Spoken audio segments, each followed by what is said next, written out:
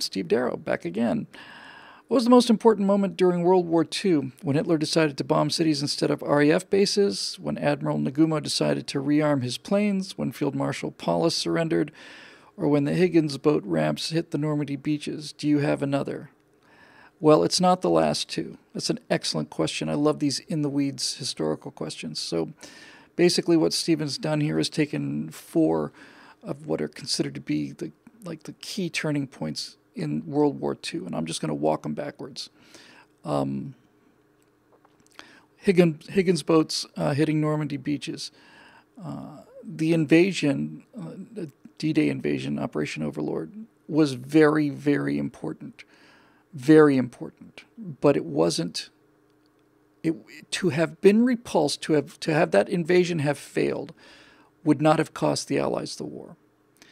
It just simply wouldn't have cost them the war. It would have been a catastrophe, and it may have been the biggest catastrophe in military history, but it would not have changed the war's outcome if we had failed at Normandy. If we'd failed at Normandy, we would probably have continued our strategy that Churchill liked, which was basically the soft underbelly of the crocodile, and we would have continued, the Allies had Africa, we'd continue to take Africa, we'd move into Sicily, Italy, and so on, put all our forces there. War probably wouldn't have ended till 47 or 48 or something, but if the Normandy invasion had failed, I don't think it would have cost the Allies the war. But there are some things that might have cost the war. Field Marshal Paulus surrendering, Field Marshal Paulus surrendered at Stalingrad. And I don't think that would have changed the war either.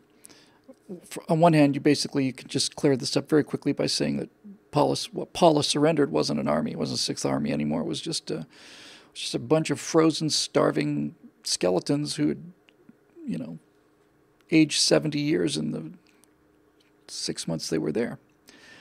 And Stalingrad was so deep inside the Soviet Union that the failure to defend Stalingrad, if Paulus had won, if the Germans had won at Stalingrad,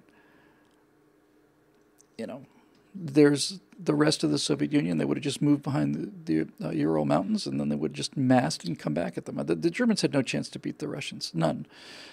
And we know this is true because they did such unspeakable damage to them in the first really first year of the war. I don't realize that just the shocking unpreparedness of the Soviet forces. I think my understanding is it's something like 96% of all the combat aircraft on the front facing the Germans were destroyed in the first, certainly within the first 3 or 4 days, probably within the first day or two. 96% of them.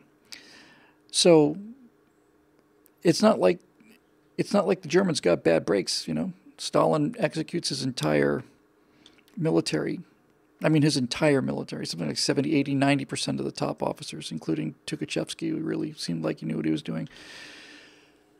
And the Russians are pushed back for, a distance that's practically the distance of all of Europe. In fact, it's more than that in some cases.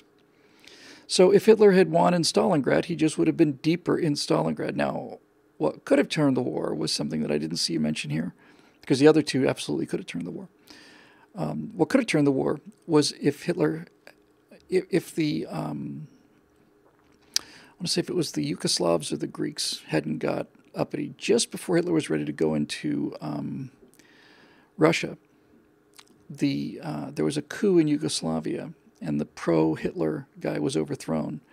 And Hitler went into Yugoslavia and leveled the place. And something also had to happen. I think he had to go into Greece as well in order to secure his flank because Yugoslavia fell. If that little revolution in Yugoslavia hadn't happened, Hitler would have stepped off a month earlier than he did on July 22nd. He would have stepped off in early June. And since the Nazis got within 12 miles, I think, of the center of Moscow, advanced reconnaissance units clearly see the onion domes of St. Basil's and so on. If Hitler had stepped off a month earlier, I think it's very likely that he would have taken Moscow in the first winter. And if he'd done that, that might have been a game changer. The Soviets would have retreated. They put everything of value on trains and just headed them east. It's one of my favorite things. I really do have a deep appreciation, I hope, certainly for an American, for the Russian sense of humor, which is a very, it's dark, but it's extremely ironic and referential, and it's just every now and then I hear something and I just get it. I just get these Russian jokes. So as Moscow was getting closer and closer, the Germans were getting closer and closer to Moscow in the first winter of the war, and it looked like they were going to have to evacuate the city. All of these bureaucrats, all the communists, all the officials, all of these people who had just, for 20 years, 20 years or so, 25 years, had just been living high on the hog, all of these Communist Party officials got on this road and started hightailing it to the east to get behind the Ural Mountains before Hitler got there. And the Russian people called this route the Highway of Enthusiasts. I just find that really, I just get it. The Highway of Enthusiasts. They are enthusiastically leaving the city. But if that hadn't happened and Hitler had another month, if he'd been able to go a month earlier, I think very likely would have taken Moscow before winter hit, and that means his troops would have been in Moscow during the winter. They would have been out there freezing to death. When the Soviet counterattack happened on the German positions, just after that winter, and Stalin pulled all his eastern armies to the west, the Germans were out in the field. But if the Germans had been in the city of Stalingrad, I think it would have been it. I think it would have put Russia out of the war. And if Russia was put out of the war, then you got a whole other game. Russia probably took 3/4 of the Nazi effort. The Americans and the British made up the other 25%, but the Americans took pretty much all of the Japanese. So let's look at the other two, since we're deep in the weeds with this historical questions that I like so much. So we talked about von Paulus and Stalingrad.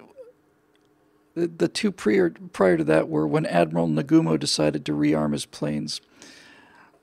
I think about Midway all the time, Steve. You can't look at World War II without, thinking Pearl Harbor, you bastards, and how unprepared we were, and just the shock of it and everything. And then the Pacific War turned in 5 minutes. It's not an exaggeration. It's not hyperbole. The Americans won the war in 5 minutes. That's the amount of time it took for the dive bombers from the American fleet to take out, sink 3 Japanese carriers, and got the 4th one the next day. 5 minutes. And the reason they got them was because the bombers had loaded iron bombs for an attack on Midway Island. And American torpedo squadron, especially torpedo squadron from USS Enterprise, had tried to attack the Japanese fleet, and every single one of them just shot out of the sky. I think everybody was killed on the first wave, and Ensign Gay was on a later wave. He's the only guy in his entire squadron who survived. He sat in the middle of the Battle of Midway on a raft and watched the whole thing happen, and ducked under the water because Japanese destroyers tried to machine gun him every now and then. But the planes were preparing to strike Midway Island, and the American attacks had been so ineffective, just like it's like a girl swatting a wasp away, annoying, but the entire torpedo squadrons. You sent an entire squadron of torpedo bombers in there, Avengers, I guess, or maybe it was before the Avengers. In any event, you sent these torpedo bombers in there, and not a single hit, not a single hit on anything. So the Japanese thought, okay, we pretty much have this under control. But then they found the American fleet. They got a report of where the fleet was. We detected their fleet much earlier than they detected ours. Early enough so that it made a difference. And so the Japanese commander, Admiral Nagumo, basically says, okay, instead of launching these planes right now with the bombs on them, keep them on the deck, and we'll put torpedoes on them, because we're going to go after the American fleet. And this process took maybe 10, 15 minutes. And during that 15 minutes, where all of the weapons were on the deck, torpedoes on the deck, bombs on the deck, that's when the American dive bombers came in. The Japanese air cover, the Zero Combat Air Patrol, fighter jets that were over the fleet, Japanese fleet defending against air attacks, the combat air patrol had been dropped from what was probably, I don't know, just guessing now, 18,000 feet, something like that. And when the American torpedo bombers come in very, very low. They have to drop that thing from 20 feet above the surface of the water. So when the American torpedo attacks came in, the Japanese air cover descended, took them out, just massacred them. But during that critical 5 minutes, two things happened. First of all, the decks of all four Japanese carriers were loaded with airplanes and loaded with munitions. They were just sitting on the deck. And the combat air patrol that would have stopped or at least slowed down the American dive bombers, which come in from very high altitude, wasn't up there. It was down on the deck after having shot down the American torpedo bombers. So the next thing you know, these squadrons, a couple squadron of dive bombers rather, appear at high altitude above the fleet. And these guys start their run. And in 5 minutes, 4 Japanese aircraft carriers are burning. And it's not just the loss of the carriers. It's the loss of the planes, although it's not just the loss of the planes either. The mortal wound to the Japanese fleet was the loss of the pilots. These were guys who'd gained just tons and tons of experience at Pearl Harbor and all throughout the Pacific and Singapore and Philippines and all the rest. They're best pilots in the world. And they had incredible airplanes. And for them to lose 4 carriers and the airplanes, because every single airplane, where's the airplane going to go? You've got 4 carriers out there. They're all at the bottom of the ocean. You essentially lose the entire fleet, air fleet. They never recovered from it. And interesting little quirks of history are the Doolittle raid, which was essentially just a publicity stunt, a lot of people say, where we sent B-25s to attack the Japanese mainland. I think we damaged a factory slightly and hit a school or something. It was mostly just to hit back. 6 months after Pearl Harbor, we hit them back. And everybody said, oh, they didn't cause any damage. It's true, it didn't cause any damage, but it psychologically upset the Japanese so much that the emperor's mainland had been bombed that they took really big, it didn't seem like a big risk at the time. They went for all the marbles. We're just going to go out, sail out to Midway and destroy the American fleet. That's it. They bombed us once. We're going to go out there and we're going to just going to nail them to the wall. Our code breakers had figured out the Japanese code. We had a pretty good idea. We had it figured out. But we weren't sure. I'm going to get the letter wrong probably, but I want to say that the Japanese had assigned the letter K. It was a letter, let's just say it was K, to Midway. And the Americans were pretty sure that K meant Midway, but we weren't positive. So what they did was they told the commander at Midway to send a message that we were running low on water. And then a day later or a couple hours later, they intercept Japanese transmissions, and the Japanese transmissions say that K is low on water, so they realized that this letter was Midway. And therefore, when the fleet is heading to K, they had a pretty good idea where they were going, and basically he just, Nimitz just waited for them. He just parked 3 aircraft carriers out there, Hornet, Enterprise, and Yorktown, I think, and waited for them. And in 5 minutes, that was the end of the war for the Pacific. It got much, much worse before it got better, but after Midway, it was they never ever got the initiative again, ever. So 5 minutes won the war. If Nagumo had not done that, if he had chosen to launch his bombers with iron bombs, then those weapons wouldn't have been on the deck. It seems very unlikely that they would have got as much damage on those carriers as they did. But the heroism of those guys, especially the torpedo bomber guys, those guys just went in. And the American torpedoes were the worst pieces of crap in the world. They probably could have put all 12 or whatever, 16 of them right into the side of the ship, and maybe 3 would have detonated. They were miserable, terrible things. But we learned. And yeah, Midway was amazing. So back to the first one, which is the one that's most interesting to me, I think.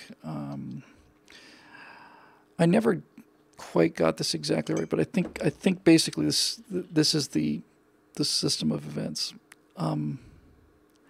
What is AF? It's people saying that Midway was designated AF. Sorry, those are the letters AF, not K. Sorry, thank you, AF. So AF is out of water. So well before this, during the Battle of Britain, the RAF is taken on these Luftwaffe pilots. Churchill thought he'd have to face the Luftwaffe from 200 miles away. They were devastators. They weren't. Yeah, they weren't Avengers yet. Thanks, guys. Maybe those were the dive bombers. Yeah, because they were crap, I think. Anyway, whatever. Helldivers came after that. It doesn't matter. In any event, back to the Britain thing. So the British are sending up their guys in Spitfires and Hurricanes. Hurricanes did most of the heavy lifting of the Battle of Britain, and they're doing pretty well against the Germans for a while. But then the Germans really start to turn up the heat and the numbers, and the British pilots are just exhausted, and they were doing amazing things recovering parts from airplanes that were shot down. So it was actually a pilot shortage that was limiting the RAF. They were putting more airplanes into the field than they had at the beginning of the war through miracles of, improvisation and stuff. But the Germans were really starting to succeed. And instead, the Germans they started off going after the ships in the channel, and they switched to trying to take out the radar towers, and then they switched to going after RAF airfields. And when they started going after the RAF airfields, they were having so much success that Fighter Command said, in anywhere from 3 to 7 days, depending on luck, we will be unable to put enough airplane in the sky to have any significant effect on them. We simply won't have any bases. We won't have any place to land, and we won't have any place to refuel or any of that stuff. We've got about a week or less. If the Germans had kept up their strategy, that would have been it. Knock the RAF out of the war. Put Britain to its knees. I don't think he was ever planning to invade Britain. I don't think it was ever consideration, seriously, of Hitler. I think he launched all these Operation Sea Lion barges just as a bargaining chip. I think he was terrified of the water. But just when it looked like the RAF was going to be knocked out of the game, I'm pretty sure this was the sequence of events. A German bomber crew was over London, and they had not attacked the city yet. And they couldn't find their targets, so they just basically dropped their bombs and head home, and they happened to be over London and bombed London. So Churchill the next day says, all right, you want to do that, fine. So Churchill sends a raid of Lancasters, or maybe it wasn't even Lancasters that early in the war, sends a raid of probably Halifax bomber, something like that. He sends a bombing raid over Berlin, not significant compared to the later ones, probably 30 planes, something like that. We had 1,000 bomber raids later in the war. But as a result of bombing London, Churchill bombs Berlin. And Hitler becomes so incensed that Berlin had been bombed, just so incensed. And Goering was so embarrassed that the Germans, basically, Hitler got off on one of his frothy mouth raves and said, for every one of us that's destroyed, we'll destroy 100 of them. For every bomb they ran on us, we'll send 10,000 bombs or whatever the number was, and we were going to bomb the British out of the war. So he gave the order to switch strategies from bombing the RAF airfields to bombing the cities. Now, that was a hard blow for the people of Britain, but it saved the British in the war because the RAF had a chance to rebuild their airfields, their fleets, retrain some guys, get some other guys back in the air. That was probably the single biggest mistake that Hitler made. A couple people have said the miracle of Dunkirk. Again, I think Dunkirk is a lot like Stalingrad or what was the other one? Or Normandy. If Normandy had failed, it wouldn't have been the end of the war. It would have been a catastrophe, but it wouldn't have been the end of the war. Likewise, if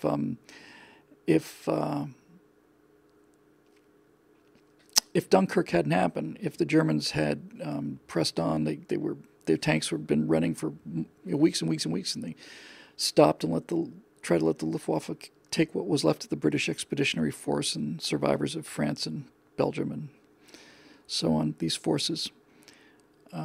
And the Sandy Beach, the bombs weren't going off, and so the British basically send every single little fishing boat, skiff, rowboat, sailboat, everything. They sent everything they got over, and they bring in these guys over, and sometimes on destroyers, one destroyer was sunk, took 700 people with it, something like that.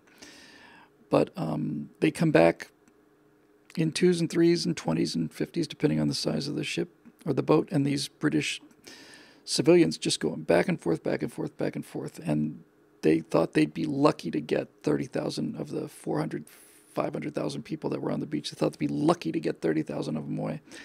And they ended up getting something like 420,000. Almost all of them got off the mainland because of Dunkirk. But again, just my personal amateur opinion. It's just, I think about these things. If they hadn't gotten them off, if the Germans had either killed or captured the British Expeditionary Force, I don't think it would have changed the outcome of the war. Losing the battle over Britain would have cost them the war. But losing soldiers in Europe, in other words, when they evacuated Dunkirk, the Germans owned the entire continent. And if they'd killed all the guys at Dunkirk, they still would have owned the continent. There would have been 300,000 troops that weren't available, but the British weren't really doing big offensive operations that year or the year after or the year after or the year after. So, you'd be out 300, 400,000 guys, but those, I don't want to say those people, those soldiers didn't do anything. Needless to say they did, and needless to say their lives were worth saving. All of that said, it wasn't like, it wasn't going to be the game changer, but losing control of the skies probably would have knocked Britain out of the war. And with Britain out of the war, Hitler could have turned his full attention on the Russians. And that might have made the difference considering how close he got. And furthermore, the British, to their enormous credit, were, they were conducting offensive operations in Africa and so on, but they had essentially very little manpower, and the entire merchant marine and their navy was tied up trying to keep their supplies coming in past the U-boats. It was a near thing. And I remember the main thing about knocking Britain out of the war that early in 1940, would have been that all of the American invasion of Europe, certainly Northern Europe and Italy and so on, basically staged out of Great Britain. It was the world's biggest aircraft carrier. The British Isles were an unsinkable aircraft carrier where you could mass enormous amounts of troops, and all of our bomber squadrons were based there, our fighter squadrons were based there. If Britain had not been there, if that gigantic aircraft carrier hadn't been 20 miles off the coast of France, how would we have gotten over there? How would we have done what we did? We couldn't have bombed them from the mainland. If Hitler had beaten the Russians early, and Japan had basically held its own, could the United States have held out long enough and beaten them? My personal theory is yes, just because of our industrial might. But it would have been us taking 20 million casualties, not the Russians. 20 million killed. That's just soldiers, another 20 million civilians. Anyway,